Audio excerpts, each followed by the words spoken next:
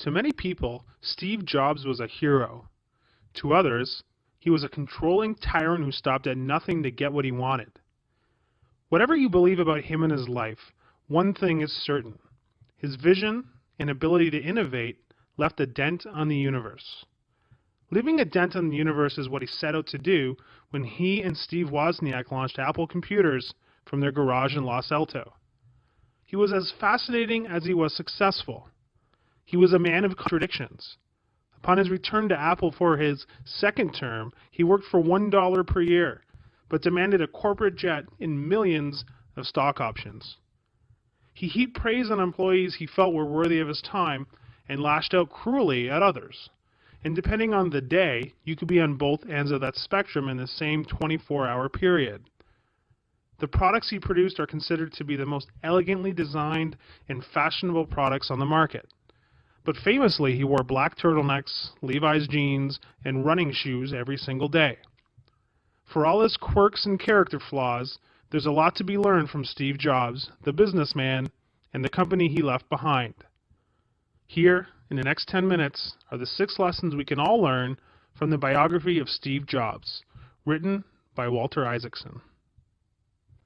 The idea code for this book is FIPPIE, F-I-P-P-I-E. An idea code is a shorthand system to help you memorize the core concepts from the book so you can quickly apply them in any situation.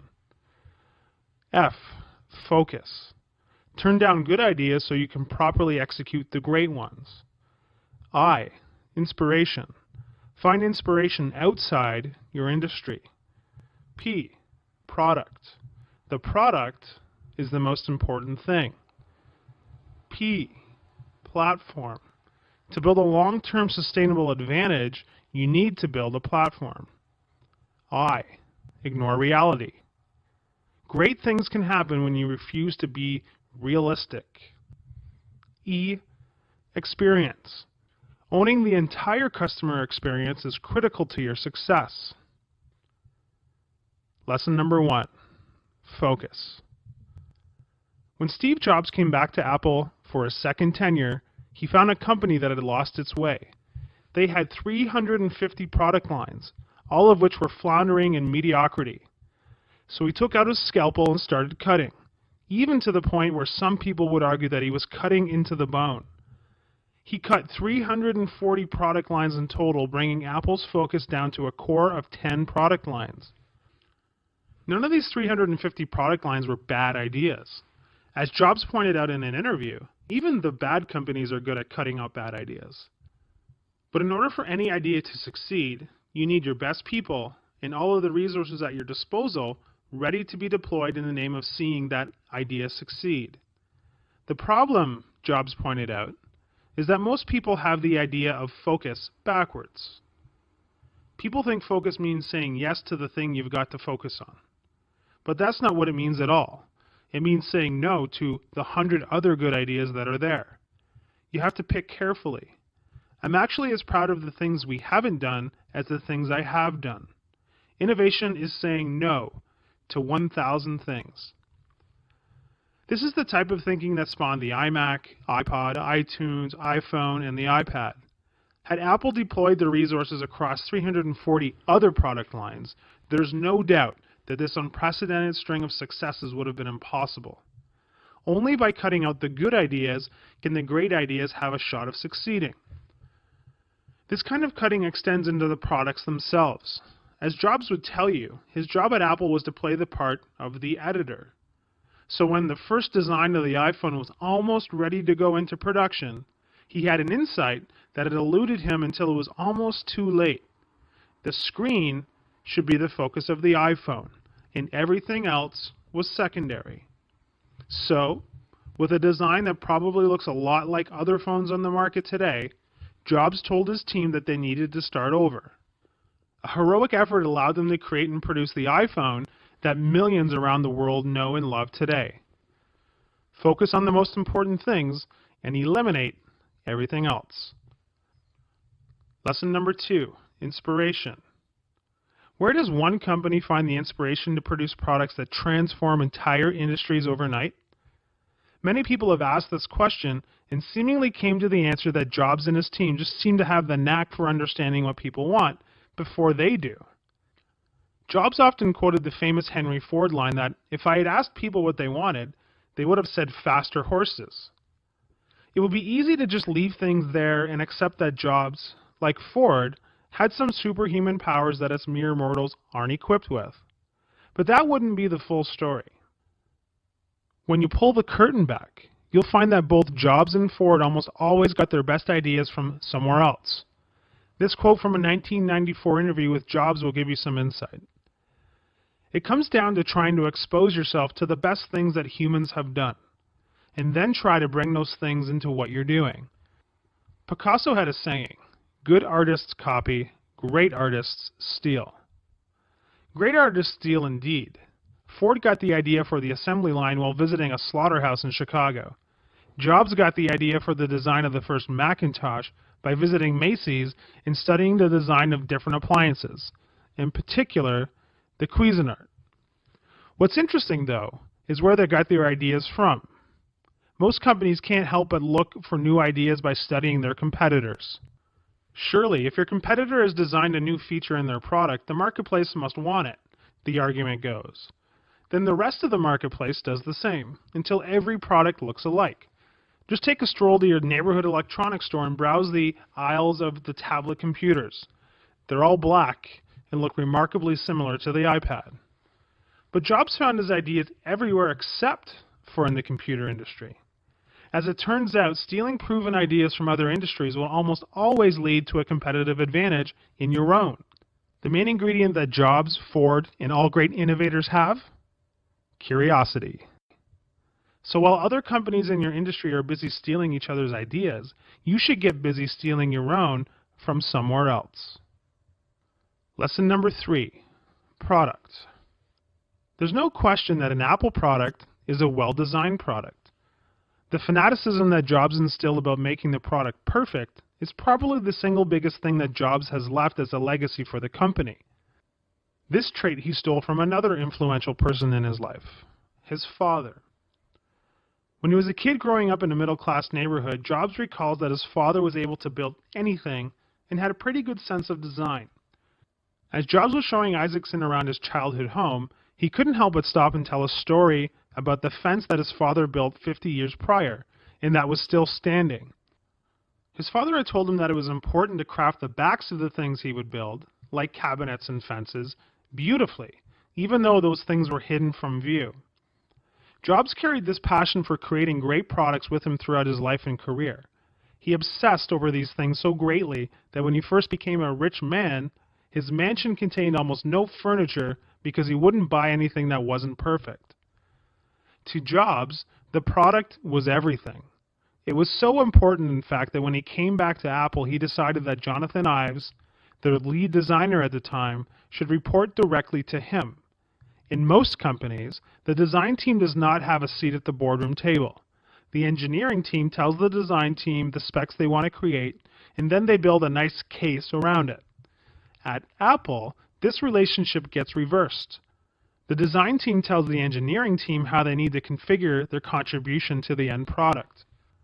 The dominating theme of any Apple product, from the beginning of the company, is simplicity. Jobs felt that it was critical that their products were incredibly easy to use right out of the box.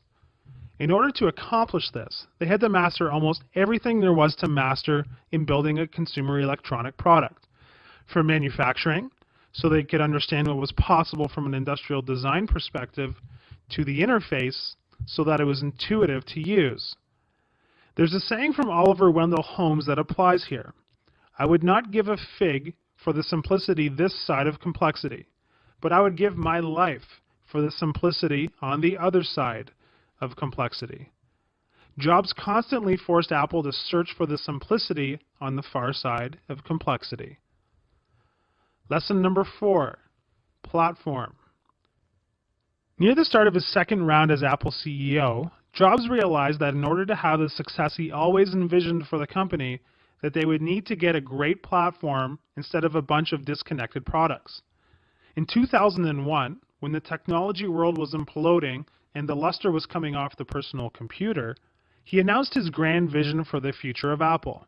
The personal computer would become the digital hub that coordinated many, if not all, of the devices in your life.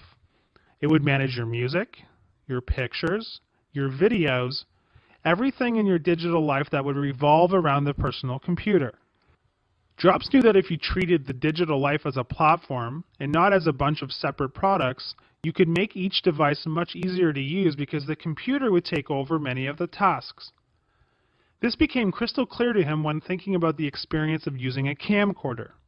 The old way was to film a bunch of stuff and then have to sit through hours of footage with your family. The devices themselves would never be great tools for editing videos because the screens were far too small, and most people didn't have access to video editing software, much less know how to use it. So, by creating iMovie and making movie editing something that you and I could do with relative ease, and relegating the camera to the tasks of point and shoot, the whole was truly greater than the sum of the parts. They of course went on to carry this thinking through to music by creating both iTunes and the iPod, and literally transformed that entire industry. By creating a platform that was superior to the competition, sales of the iPod would spur on sales of iMacs and MacBooks as well. So start thinking about what you can do to start creating a platform rather than just a product or a service. Lesson number 5, ignore reality. Jobs famously had what most people who knew him called the reality distortion field. He had the unique ability to make people believe that anything was possible, even though after they walk away from him they know it to be impossible. This didn't always manifest itself in positive ways. He would demand more of his teams than anybody else could reasonably expect, often pushing people over the edge. However, as the people who worked with him will tell you, it often worked. Before they started Apple together, Jobs outsourced one of the jobs he was supposed to be working on at Atari to Wozniak. He told him that he needed it done in a few days, even though most engineers would take at least a few months. Wozniak finished it in 4 days and turned in a design that was efficient and elegant beyond belief. Jobs would turn this trick multiple times in his career, pushing people beyond the limits of what they believed they could accomplish and producing remarkable work as a result. Ignoring reality is fine when you're attempting to get people to see beyond their limits. However, there's a dark side to the reality distortion field, and Jobs met his match when he was diagnosed with cancer. Originally ignoring it and believing he could treat it with a modified diet, he waited far too long to have an operation that could have saved his life. But one thing is for sure, there are limits that we all place on ourselves that we'd be better off ignoring if we want to do something great with our lives, that is. Lesson number 6, experience. Owning the entire customer experience is an issue that has gotten Jobs into hot water over the years. Because Jobs had a fanatical attention to detail and a product that he believed was superior to the competition, he was wary of relinquishing control of the customer experience in any way. In computer terms, this drove him to create a closed system where Apple controlled everything from beginning to end. They not only controlled things like who got their apps approved in the Apple App Store, they went as far as making special screws for their devices so that consumers wouldn't be able to take the machine apart and hack it. This is in direct opposition to other companies like Microsoft and Google, who build an open platform that allow for much more flexibility. This ethos led Jobs to take one of the biggest leaps of his career, to build the Apple stores. At the time, everybody thought it was a boneheaded idea, including and especially the press. Jobs argued that they couldn't let their products be sold in large box stores by employees who didn't know the myriad of reasons why an Apple product was superior to everything else on the shelf. It turns out that he was right. They built the stores, and aside from being architectural marvels and a delight to shop in, they run the most revenue per square foot of any retailer in the world. Most other people would have just accepted that other retailers had to sell their products. However, by taking ownership of every single step of the customer experience, Jobs made sure that his customers would be absolutely delighted at all times. It leads us to ask a question that every business should be asking. How much of our customers' experience do we truly own? And how much should we own? In conclusion, Steve Jobs was a remarkable man, a visionary product designer, and one of the best CEOs of all time. You might not want to mimic his fashion sense or his sometimes nasty disposition, but you'll want to take some cues about his attention to detail and curiosity about the way the world works.